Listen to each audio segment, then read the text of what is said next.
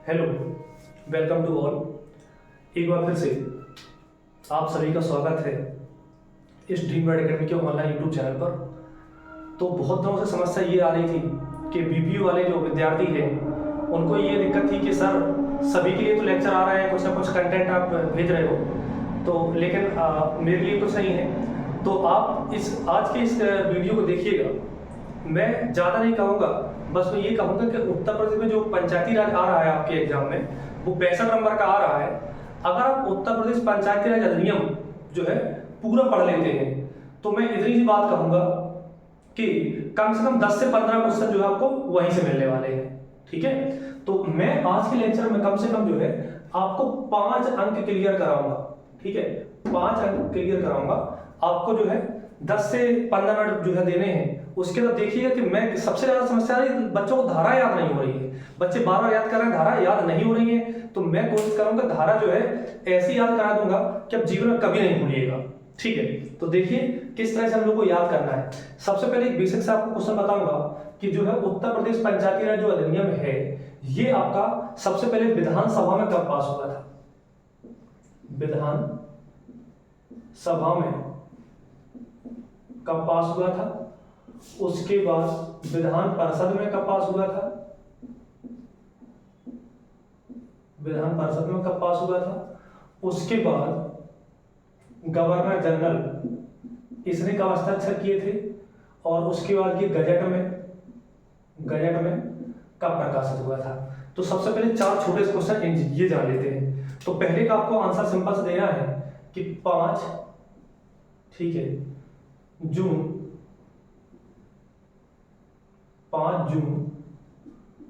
1947। ठीक है, विधानसभा में पास हो गया। उसके विधान परिषद में 16 सितंबर 1947। गजट में कब हुआ था? तो 7 दिसंबर 1947। और यहां पर 27 दिसंबर 1947। ठीक है, तो उम्मीद है कि आपको ये 4 क्वेश्चन समझ में आ गए होंगे। अब जो है समस्या ये आ रही है कि हम लोग जो मुख्य जो आपकी बात है वो धाराओं की है, कि हमें सिर्फ आपको धारा याद करानी, क्योंकि ये सब तो आपका होगा सर किताबों में लिखा है, हमने बहुत अच्छे से पढ़ लिया है, लेकिन धाराएं की जो दिक्कत है वो हमें आपको कंप्लीट करानी है। ठीक है, तो मैं ये 5 अंक को मिटा देता हूं क्योंकि इसका जो है हम लोग यूज करने वाले हैं। ठीक है, तो इसको जो है मैं डिब्बे में यहां बंद कर देता हूं जिससे कि हमें यहां पर डिस्टर्बेंस ना हो। तो आपको पता है कि उत्तर प्रदेश पंचायती राज अधिनियम 1947 में जो कुल अध्याय थे, मैं अगर बात करूं अध्याय की, कुल अध्याय की बात करूं तो यहां पे 9 अध्याय देखने को मिलते हैं, जबकि कुल धाराओं की बात करूं तो यहां पे 119 धाराएं जो है वो देखने को मिलती हैं। अब मैं एक छोटी सी बात कहूंगा कि क्या एक दिन में पॉसिबल है कि 9 अध्याय और 119 धाराएं आपको याद हो जाए? तो आप कहोगे सर नहीं। ठीक है, तो इसलिए परेशान नहीं होना, हम लोग को माइंड पे लोड बिल्कुल नहीं लेना है, क्योंकि जैसे ही आपने जीएस में लोड लेना शुरू किया, टेंशन शुरू की, तो जीएस आपकी गायब होने लगती है। ठीक है, जीएस की यही एक तो खास बात है, यही एक खास बात है कि आप जैसे माइंड में बर्डन लोगे, जीएस तुरंत गायब हो जाती है। और अगर इसको आप बहुत अच्छे से पढ़ोगे, बिना लोड के पढ़ोगे, तो ये बहुत दिन तक याद रहेगी। और याद करने का तरीका ऐसा होगा कि मैं फिर से कह रहा हूं कि बीपीओ और बच्चे कहीं मत जाइएगा, आपको परेशान नहीं होना है। जो चीज नहीं याद होती है कमेंट में टाइप करिएगा आज की वीडियो को पहले पूरा देखने के बाद, फिर आप बताइएगा कि समस्या कहां पे आ रही है। तो हम लोग को जो है सबसे पहले जो अध्याय 9 है, मैं 9 जो है डायरेक्ट एक साथ नहीं पढ़ाने वाला हूं, मैं इसको थोड़ा थोड़ा करके पढ़ाने वाला हूं। ठीक है, और मैं वो अध्याय पहले ले रहा हूं जिनमें क्या है धारा की कम है, क्योंकि इससे क्या होता है, एक साइकोलॉजी ये कहती है जब आपको थोड़ी चीज को याद होती है तो याद करने का मन ज्यादा होता है, और जब याद करने का मन ज्यादा होता है तो फिर उसमें समस्या ये है कि टेंशन नहीं होती आपको, और जब पढ़ने का मन होता है तो जो है आउटपुट ज्यादा निकलता है। ठीक है, तो हम लोग आज बात करने वाले हैं अध्याय 7 की। ठीक है, अध्याय 8 की और अध्याय अध्याय 9 की। ठीक है, बेसिकली आज हम लोग 3 अध्याय पे बात करेंगे। ठीक है, और यहां से आपको समझ में आएगा कि कितने सारे क्वेश्चन ऐसे हैं जो आपको बिल्कुल बहुत अच्छे से याद हो चुके हैं, आपको बिल्कुल भी दिक्कत नहीं हो रही है। तो सबसे पहले मैं जान लेता हूं कि अध्याय जो है, सिंपल सी बात कि अध्याय 7 में आप कहोगे कि सर लिखा क्या है, तो अध्याय 7 में जो लिखा है बाह्य नियंत्रण, बाह्य नियंत्रण। ठीक है, अध्याय 7 में क्या लिखा है, बाह्य नियंत्रण। आप कहोगे आप सर अध्याय 8 में क्या लिखा है, तो अध्याय 7 में लिखा है शस्तियां और प्रक्रिया। ठीक है, और अध्याय 9 में क्या लिखा है, नियम और निरसन। ठीक है, कुछ देर बाद मैं थोड़ा सा लिखना कम कर दूंगा क्योंकि आप भी जानते हो कि लिखा तो सब कुछ किताबों में ही है। ठीक है, तो जैसे मैं ये भूमिका बना रहा हूं, अभी आपका ये बेस तैयार कर रहा हूं, जैसे ये बेस तैयार हो जाएगा उसके बाद फिर आपको मैं यहाँ पर जो है सिर्फ याद कराने का हमारा फोकस रहेगा, क्योंकि ये सब चीजें आपको जो है किताब में बिल्कुल बहुत अच्छे से लिखी हुई मिलेंगी। ठीक है, तो बात करते हैं हम लोग अध्याय 7 में बाह्य नियंत्रण की। तो मैं आपको सिंपल सी बात समझाना चाहता हूं कि सर आप पूछोगे कि सर किसका बाह्य नियंत्रण की बात कह रहा है, तो बिल्कुल आपको एक छोटा सा आंसर याद कर लेना है कि ये बाह्य नियंत्रण जो है किसके ऊपर होगा, तो आप कहोगे ग्राम पंचायत।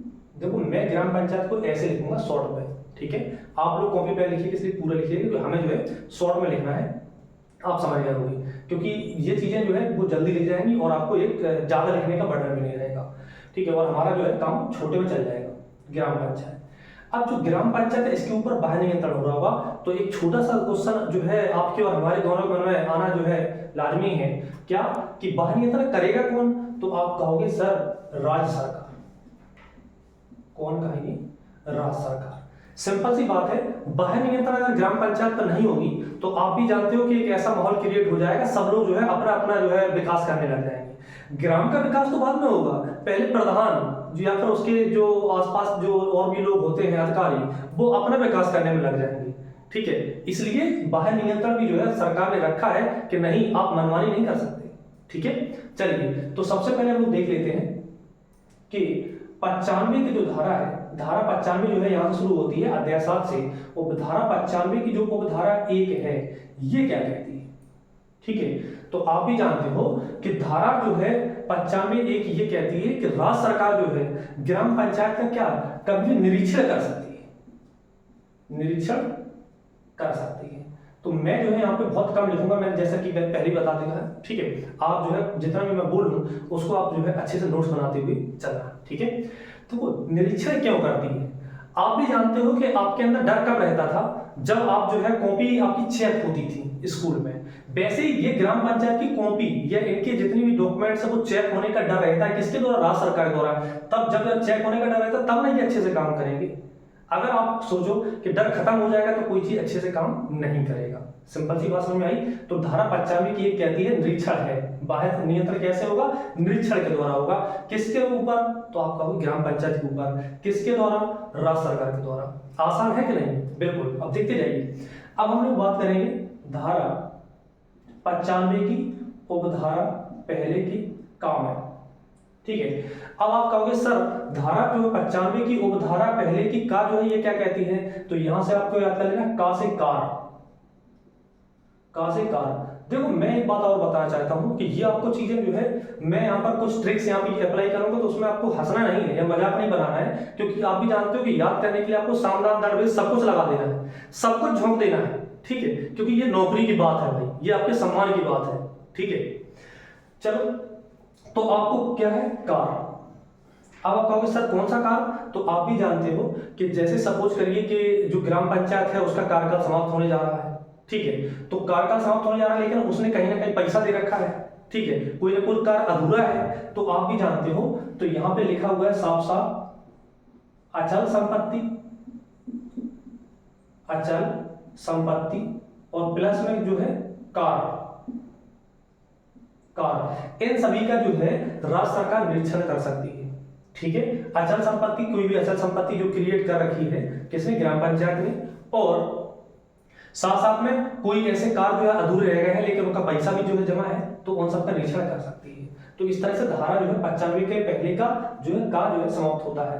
आते हैं हम लोग 95 के पहले की खा में,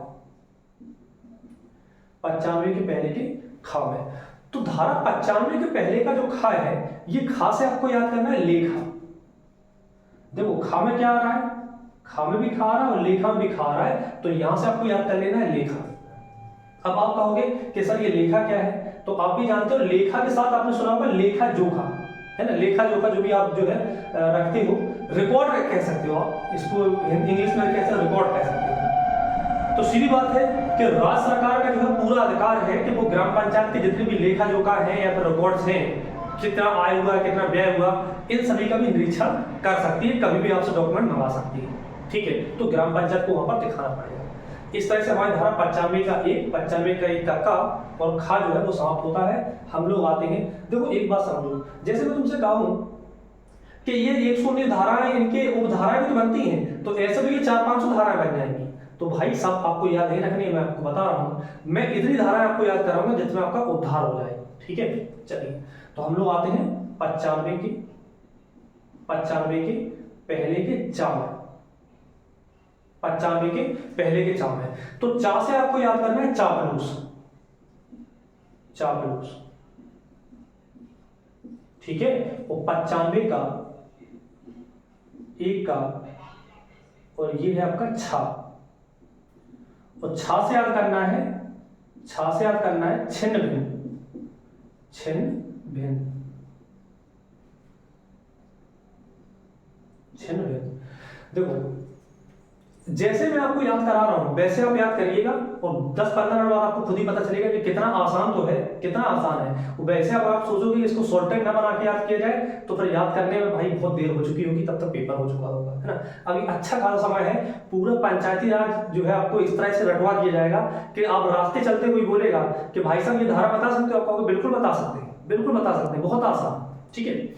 तो चलिए, तो जैसे मैं आपसे कहूं कि चापलूस, देखो जब भी कोई व्यक्ति जो है राज्य सरकार के सामने जो है नजर में चापलूसी करने लगेगा, यानी कि अपना कार्य सही नहीं करेगा, तो आप वो जो है राज्य सरकार क्या करेगी, राज्य सरकार उसको भंग कर देगी। तो यहाँ पे बात की गई है किसकी, आपकी ग्राम पंचायत या फिर न्याय पंचायत या फिर कोई भी समितियां, ठीक है। मैं यहाँ पे शॉर्टकट में लिखूंगा, आप जो सुन रहे हो तो अपने कॉपी में नोट करते रहना। चापलूस से क्या करना है, ग्राम पंचायत न्याय पंचायत अगर चापलूसी करेंगी तो जो है राज्य सरकार को क्या कर देगी, राज्य सरकार को भंग कर देगी, भंग कर देगी, इनका विघटन कर देगी। बस सिंपल सी बात याद करनी है। 95 का 4 जो आपको याद हो गया।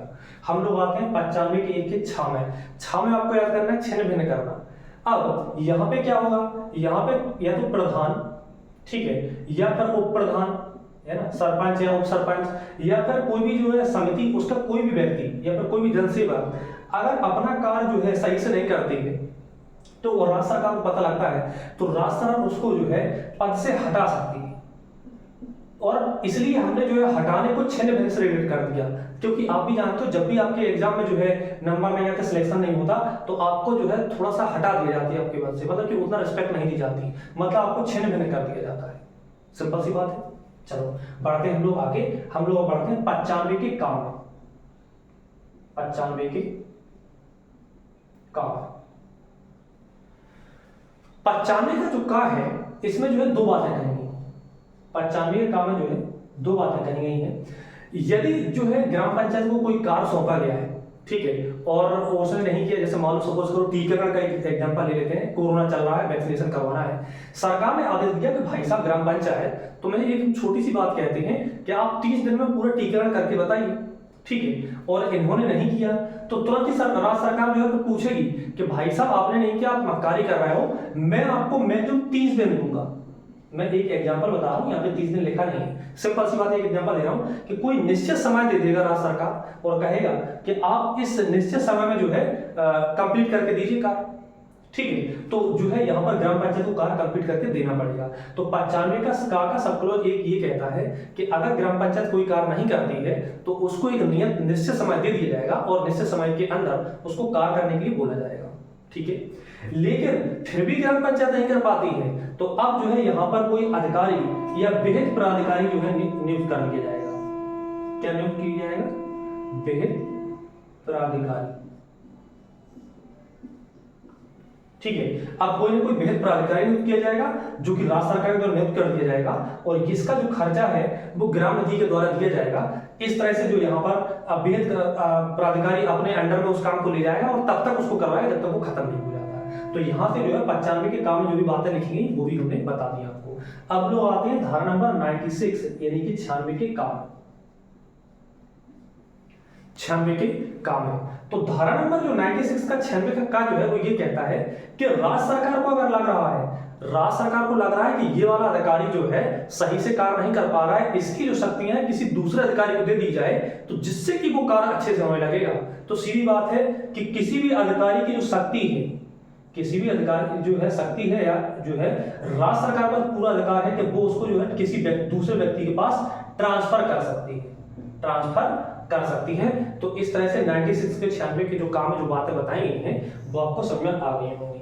हम लोग जो है बाह्य नियंत्रण में जितनी भी धाराएं थी उनको बहुत अच्छे से क्लियर कर लिया है। अब भी अगर कोई दिक्कत हो तो वीडियो को 2-3 बार भाई देखना, अच्छे से क्लियर हो जाएगा, कोई दिक्कत नहीं आएगी।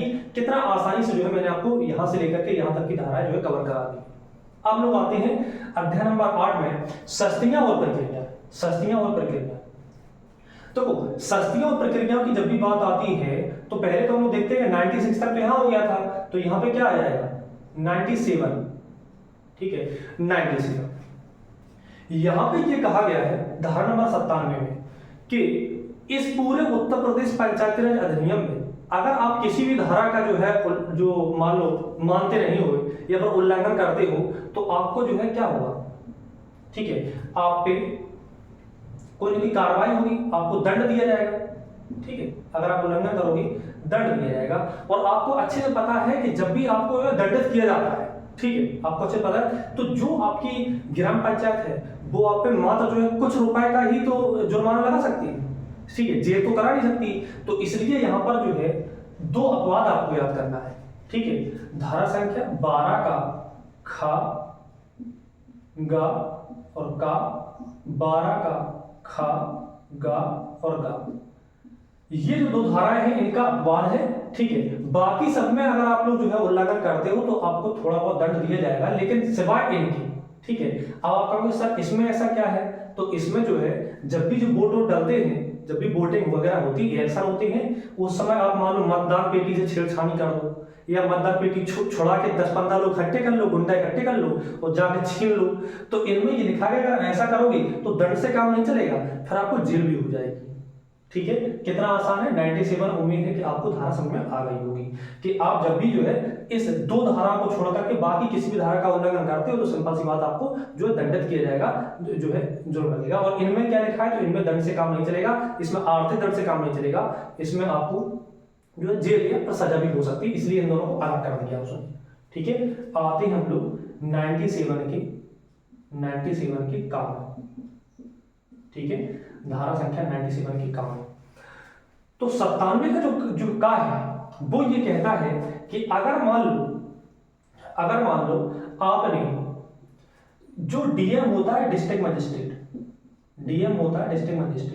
इसने ये कहा कि भाई साहब चुनाव हो रहे हैं, हमें आपकी जगह चाहिए जहां पर जो है वाहन खड़े हो सकें, बूथ लग सकें। ठीक है, और साथ में जो है आपको पता होगा कि डीएम के पास जिला मजिस्ट्रेट का पूरा अधिकार होता है कि वो आपके पास आपके वाहन को भी अधिग्रहण कर सकता है, भूमि का भी आपका अधिग्रहण कर सकता है चुनाव वगैरह कराने के लिए।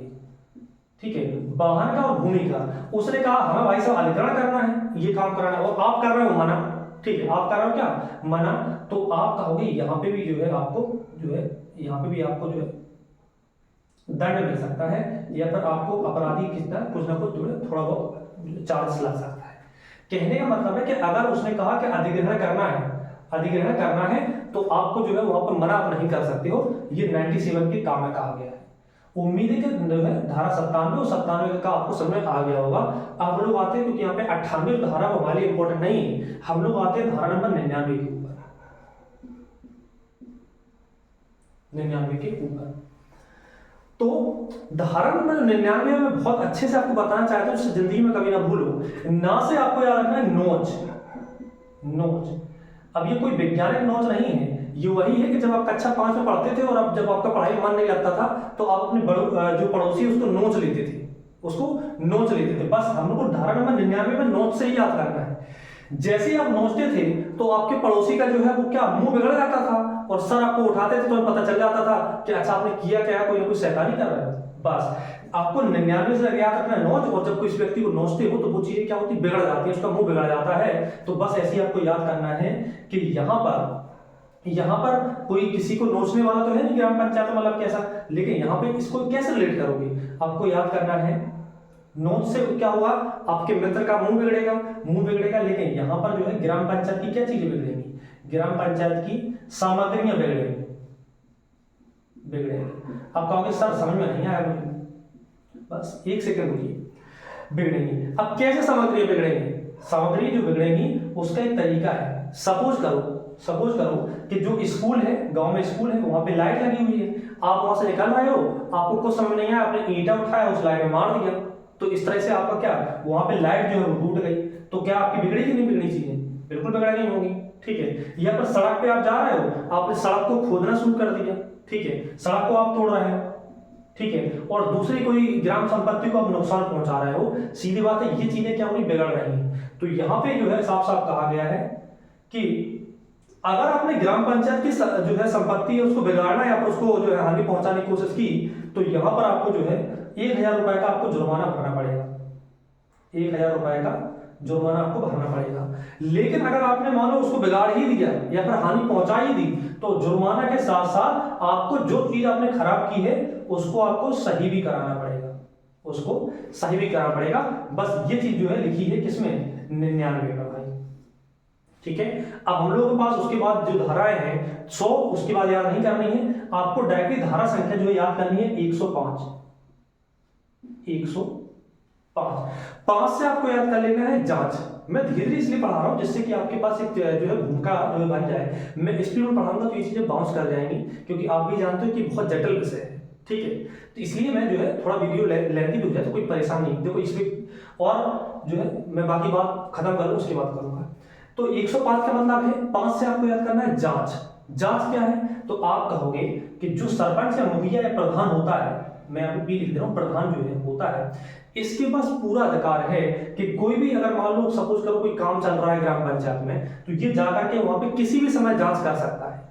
अब सर आप कहोगे किसी भी समय जांच कर तो क्या रात के 2 बजे टहलेगा, नहीं, आपको पता है कि कोई भी संविधान हो या नियम हो, अगर आपको स्वतंत्रता की आजादी देता है वहां तक जहां तक दूसरे की स्वतंत्रता हरण ना कर रहे हो, ठीक है, जब तक दूसरों की जो स्वतंत्रता है आप वो छीन ना रहे हो तब तक आप स्वतंत्र हो। ठीक है, तो यहाँ पे भी है कि सूर्योदय जो है उसके बाद सूर्यास्त से पहले ही जाएगा, कहीं जाएगा तो 2-3 घंटे पहले सूचना देगा, अगर वहां पर महिलाएं हैं तो उनको कहीं दूसरी सही जगह शिफ्ट कराएगा, ये सब बातें हैं। देखो मैं फिर ज्यादा बात नहीं कहता हूँ, मैं बस इतना कहता हूँ कि अगर 3-4 लेक्चर मैंने इसके बना दिए तो बस ये समझो कि कॉम्पिटिशन बढ़ने वाला है। ठीक है, बस आप सपोर्ट बनाए रखिए। ये जो धाराएं हैं वो आपके जवाब पे होगी, चलते फिरते बोलोगे आप। ठीक है, ज्यादा नहीं, बस इतनी बात कहूंगा। तो प्रधान के पास क्या अधिकार है, 100 धारा संख्या 105 में कह रहा है कि प्रधान कभी भी वहां पर जा करके जो है जांच कर सकता है। ठीक है, प्रधान जो है वो क्या कर सकता है, जांच कर सकता है। ठीक है, 105 आते हैं धारा संख्या 106 पर। धारा संख्या 106 पर, धारा संख्या जो 106 है आपको याद कैसे करना है, 6 और 1 मिलाकर क्या हो जाएगा 7। 7 का मतलब है यहाँ पे 7 का मतलब क्या है, 6 एक होता है 7 और 7 का मतलब होता है 7, और यहाँ पे 7 किसको मिलेगा, तो आप कहोगे ग्राम पंचायत को। किसको मिलेगा, ग्राम पंचायत को। तो ग्राम पंचायत को किसका साथ मिलने वाला है, तो आप कहोगे इस ग्राम पंचायत को साथ मिलने वाला है किसका, तो आप कहोगे इनको सुरक्षा मिलेगी। किस तरह का साथ मिलेगा, तो आप कहोगे इन पर कोई भी मुकदमा जो है आप नहीं दायर कर सकते। ठीक है, कोई भी सिविल मुकदमा जो है आप ग्राम पंचायत में दायर नहीं कर सकते। अगर आपको करना है तो 2 माह पहले, ये इनका विशेष अधिकार है, 2 माह पहले जो है आपको सूचना देनी पड़ेगी लिखे। तो इस तरह से 106 में जो भी बात लिखी है मैंने आपको बताई। ठीक है, आते हैं हम लोग धारा संख्या 107 पर। धारा संख्या 107 पर, ठीक है, एक सेकंड में रुकना जरा, कुछ नहीं। विजय एक बार देखो नीचे लगा क्या कह रहा है, यहां तक दिख रहा है। चलिए, तो यहां दिख नहीं रहा था इसलिए मैं उसको कंफर्म कर रहा था कि यहां दिख नहीं रहा है, तो मैं जो है अपनी बात जो है आगे बढ़ाता हूं। यहां कहीं लिख देता हूं, ठीक है, यहां लिख देता हूं क्योंकि थोड़ी सी जगह जो है वहां पर बोर्ड दिख नहीं रहा है इसलिए। तो 106 तक हो चुका है। हम लोग आते हैं धारा संख्या 107 पर। 107 पर तो 6 और 1 को जोड़ा था तो 7 बन गया। 7 का मतलब 7 मिल रहा है किसको, ग्राम पंचायत को। आप जो है इस पर कोई भी मुकदमा दायर नहीं कर सकते हो, आपको 2 माह पहले सूचना देनी पड़ेगी। ये एक धारा संख्या 106 कहती है।